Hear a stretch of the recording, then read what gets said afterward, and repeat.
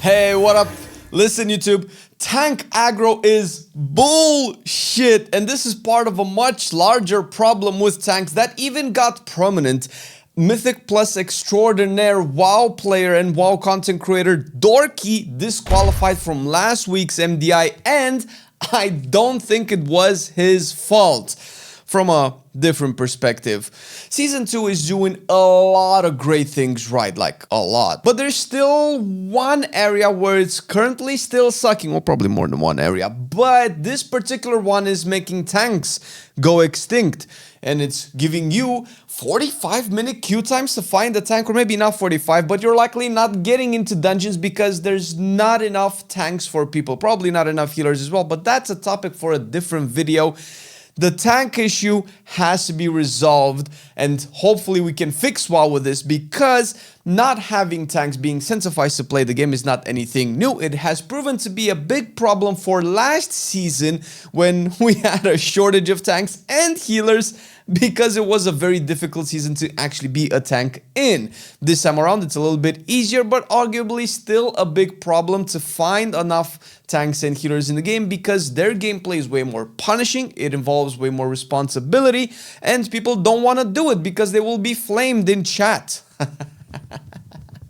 And be on the receiving end an unfortunate amount of toxicity. And in order for them to want to play the game, or for more people to gravitate towards these roles, we need to incentivize them to do so. And maybe if we get this video in the hands of the devs, we can actually have our voices heard and our struggles answered, unless you think I'm wrong, in which case you can leave a comment down in the description below after you like and subscribe to this channel. Shameless plug. But let's get back to the topic at hand with tank aggro. So what exactly happened last week in the MDI, which it's Mythic Dungeon Invitational, Mythic Dungeon International, Mythic Dungeon Intentional, something like that, where people essentially form teams, group up, and then just duke it out in Mythic Plus competition, where they push keys higher and higher and higher to get more and more score. What did our boy lovely tank Dorky do? He essentially used the potion that exists in the game from alchemy that once you pop it, you emanate waves of little trickles of damage around you to, in the hopes of what he was trying to accomplish, gather mobs easier while pulling into the dungeon to build up threat, because it's so difficult to build threat if you want to push dungeons. And we're gonna get to those issues in particular. Now, the way this works with Mythic Plus is sometimes if you pop some potions before the timer reaches its conclusion and you actually start the dungeon, if you pre-pot or pre-use some of the cooldowns, you get to keep them as the dungeon starts, and then they get reset, because once a key starts, all of your cooldowns are reset. And with that, you can use an extra additional potion. Now, that's not necessarily a problem, because he could have just as well popped the potion after the dungeon timer started, but he probably used the DPS potion for that particular pool. Competition, big damage, we all know that jazz. But he needed that to be able to gather enough mobs and keep aggro on them as his team was following him and trying to accomplish the key and what they essentially were going to do. And why would he use that? Obviously, the quick answer is, well, it's competition, bro. We use every little bit of edge. That's true, but that has to be used because of a different problem, because otherwise you would have used a DPS potion, something that gives you agility or crit or mastery or whatever you want to get you to do more damage out there. He used that potion because he needs all the help he can get to maintain aggro. And I have experienced this on a lot of the tanks so far. I haven't played with all of them, and some of them don't really have this issue because they're just overtuned in terms of damage, but it's no surprise that this season's tank DPS has been at an all-time low. And now we're getting to the issue at hand. Tank DPS is incredibly low. Now, there is an argument to be made about tanks essentially liking to deal big DPS, because why wouldn't you? That is really fun, but we can argue, we can agree to disagree that that's a good thing for the game. That's not really what's important. What's important is that tanks do enough damage to keep aggro. That's one of the first things you want, particularly in Mythic Plus, because in raids is not usually an issue. That can happen an issue if the difference in damage between tanks is too high, where one tank that's not tanking the boss, that shouldn't be tanking the boss, rips aggro from the current tank and gets another stack of a tank debuff that he's not supposed to get, that eventually kills him. That's also a problem, and that usually gets fixed by Blizzard generally tuning the single target DPS of tanks a little bit more evenly. When it comes to AoE though, it's a whole different story. Now, there are a bunch of issues why tank aggro is a problem this season, and I won't go into all of them because I might not know all of them, but the ones that I do know are very obvious, and it's likely that you have encountered them as well. And if you lost aggro to some DPS, there's two reasons as to why that happened, and they're not mutually inclusive. So I guess mutually exclusive. One of them is that you're bad. So let's explore that for a second. I have a problem with this term bad, being a bad player, because player skill, the way I see it, is a spectrum in World of Warcraft. It's relevant to the context that you're in. You cannot really be a bad player in world content if you just do questing, you just hit the mob dies. You can be a bad player if you go into a plus 15 in Mythic Plus and hit the same ability and not pop a defensive and you die.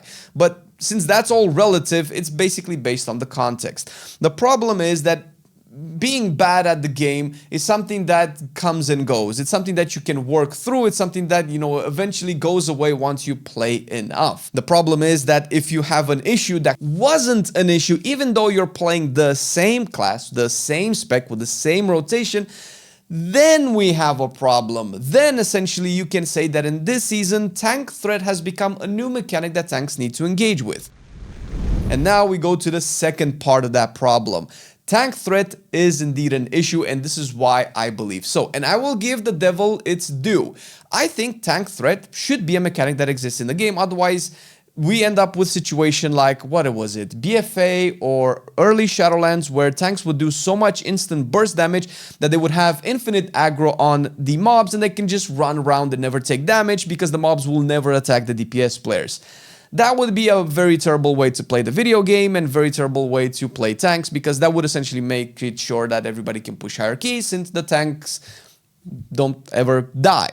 And we had that world before, we don't want to have that world again, it's not very fun. Now, tank threat should be something that players engage with, and fine-tuning exactly where that should be is indeed a balance issue. There are also other issues that come to play. First of all, let's talk about Vengeance Demon Hunter, my newest experience tanking 10s, 11s, and 12s the other day. Well, it was yesterday as I'm recording this, but it's probably last week when you're seeing this. And I had probably the most amount of threat issues almost ever, with the exception of maybe Brewmaster. Now, Vengeance Demon Hunter is a meta tank. Vengeance Demon Hunter is, I believe, the tank that maybe Dorky used in the MDI as well. Definitely the meta tank that was used to push the highest of the keys in MDI. So you would think that these types of issues don't affect it. Well, Vengeance Demon Hunter has been the prominent recipient of insane amount of bugs related to threat, which over the course of the season so far have been fixed from what I understand, most of them, maybe all of them. And in that case, then this is an even bigger problem. So what is the issue then? Well, it could be the low amount of damage that the skills give, and part of the bigger problem with WoW's design is the synergy between the skills. Vengeance Demon Hunter builds up a lot of damage with synergizing its abilities. You can spread your fiery brand onto many other targets for the defensive purposes, but that also increases the fire damage that you eventually do. And if you pop Sigil of Flame and then Immolation Aura essentially extends the fiery brand and extends Sigil of Flame, which Sigil of Flame is a big part of your overall damage and a big part of your overall threat.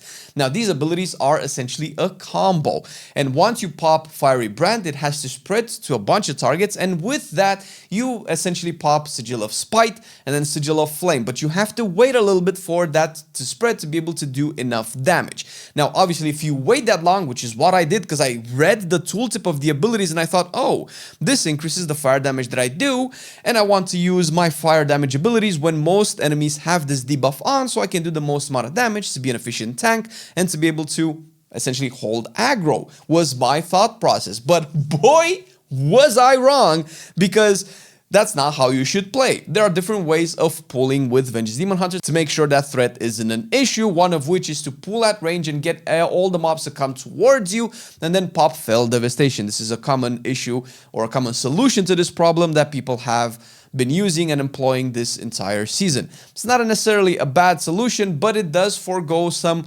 intuitive gameplay on Vengeance. So new players that get into Vengeance might not figure this out, because what Vengeance does have as abilities when pulling a target? Well, you have Infernal Strike. And if you Infernal Strike into a pack, you die. So you have to Infernal Strike and deal damage. Then you want to throw Glaive. Throw Glaive is bugged and ends up pulling the entire dungeon. So how exactly are you supposed to play right now when all of the intuitive abilities don't actually build the threat that you need or are AoE capped? And now we go to the second issue of the story, and that is Prot Warrior. And this encompasses a bigger issue with tanks. Prot Warrior right now plays Colossus as the hero talent. Now, Colossus does the most amount of damage, and ironically, Thunderclap, which has been over the course of so many years the ability to do damage to enemies around you, to essentially gather them up, build up that threat and that aggro so you can start DPSing and, you know, roll your defensives up.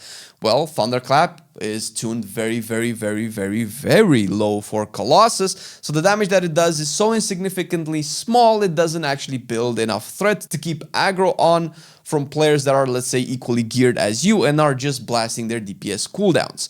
And it's also capped. Well, tanks essentially are AoE capped, but they're kind of soft cap, where their damage gets reduced past 5 targets or past 8 targets, depending on the ability that you use. And that is essentially a problem, because you will always pull more than 5 minions, despite what the devs might want us to do in Mythic Plus. Nobody enjoys fighting 5 minions at a time. Maybe there's like that one group that does +5s or whatever key, and then they just like to take a chill, and that's fine. They have that freedom, but let us have the freedom of pulling more, because that is what's fun in the game. And if you do that, tanks will essentially start to lose out on the damage on the other mobs, because if I'm fighting 10 to 15 mobs and my ability starts to do less damage past the number 5 mob, then the other mobs will have less threat generated from me. And when you have Balanced Druid with Starfall or Elemental Shaman with Earthquakes that are uncapped and are hitting everything giga hard, and that's fun, by the way, don't remove that, please, then I eventually just lose aggro on them, and that's just not good game design.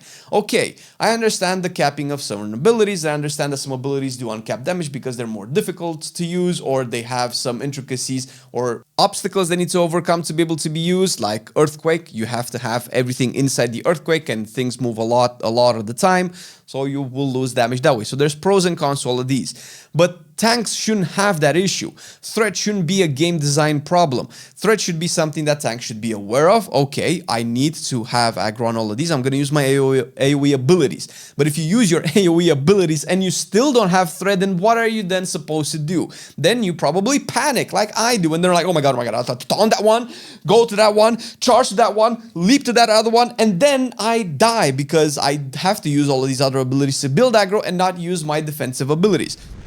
Of course, there are tanks that are really good at the game and don't have that issue or have worked through that issue. And that is the, maybe you're bad at the video game thing. But then we go into the direction, how good are you supposed to be at the video game to pop a big explosion around you and have things hit you because you did pop that big explosion around you? It's just not intuitive. And I've had plenty more issues with Brewmaster, and this is before it was buffed twice to be able to hold aggro. And even now, if I slip for 1 second and I don't use my DPS effectively, I lose aggro again. And I'm like maxed gear with my Brewmaster. I'm 675 right now because I don't have any myth track items, but that's not important.